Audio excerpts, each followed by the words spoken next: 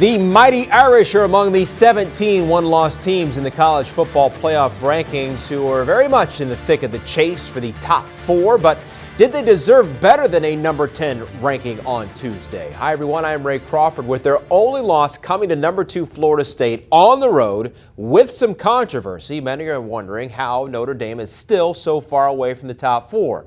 Here to help us sort it out, managing editor Pete Futek and Notre Dame insider and a man fans can hear on game days in South Bend and beyond, Allen Pinkett. Allen, we're going to start with you. What's your reaction and that on campus about this number 10 ranking?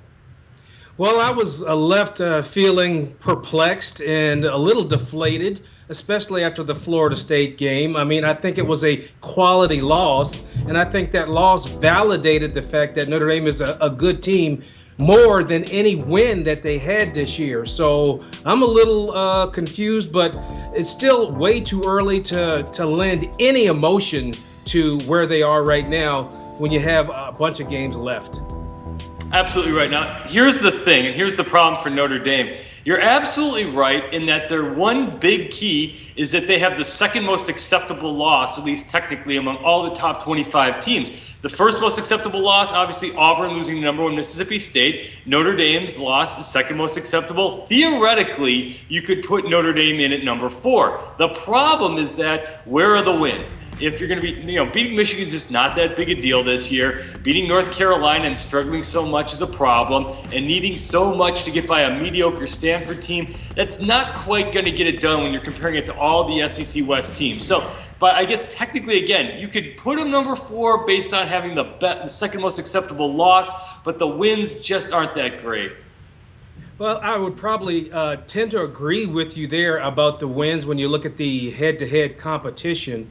I guess the thing that perplexes me is the fact that, everybody saw what happened in that game. I didn't expect Notre Dame to be at number 4, and I feel like it's somewhat of an indictment on Florida State that Notre Dame is at number 10.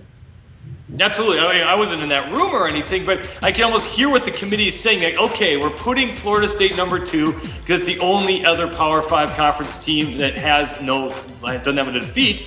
But they're a flag and a fumble away from being 5-2. They don't have much of a running game. The secondary has just been okay. Their offensive line's been shaky. It's just, this has not been the Florida State team of last year. Yes, undefeated's undefeated. And right now, in this college football season, that's big time stuff. But you're right. I don't think this Florida State team's that great. And if they're not that great, then that Notre Dame loss isn't all that great. So you do have to kind of elevate the SEC Westers and some of these Big Ten teams a little bit. Yeah, I think that with the SEC teams, they're putting a bunch of guys in the pros. So there's no mistaking it's the best conference. I guess I'm reconciled by the fact that all those teams are going to cannibalize each other. Yep. And, all Notre Dame has to do is handle its business, continue to win football games. It's amazing how bad the teams are once Notre Dame beats them. But then continue to win, and at the end of the conversation, end of the season, be in the conversation. And the one thing I don't want to hear is that a 2-loss SEC team is better than a 1-loss Notre Dame team. Oh, a 3-loss SEC team is actually better than Notre Dame, but that's not what this is all about. Those 3 teams in the top 4 probably from the SEC probably aren't going to be there on December 7th. You probably have Alabama move up, you probably have Georgia move up. In terms of talent, Notre Dame isn't a top 10 team. In terms of what they deserve, yeah, they're going to be in this mix, and if they go 11-1, they're going to be right there in the hunt. All right, guys. Well, many thought, I think, that they would not just have such a big mountain to climb as they do now, but it's not as simple as winning out. Clearly, a lot has to happen in front of them. Allen, for you guys, thanks very much. Yep. And don't forget, for news, analysis, and a breakdown of the college football playoff rankings, keep it here to CampusInsiders.com, plus one-on-ones with committee members, including Condoleezza Rice. It's Committee Confidential, only on CampusInsiders.com.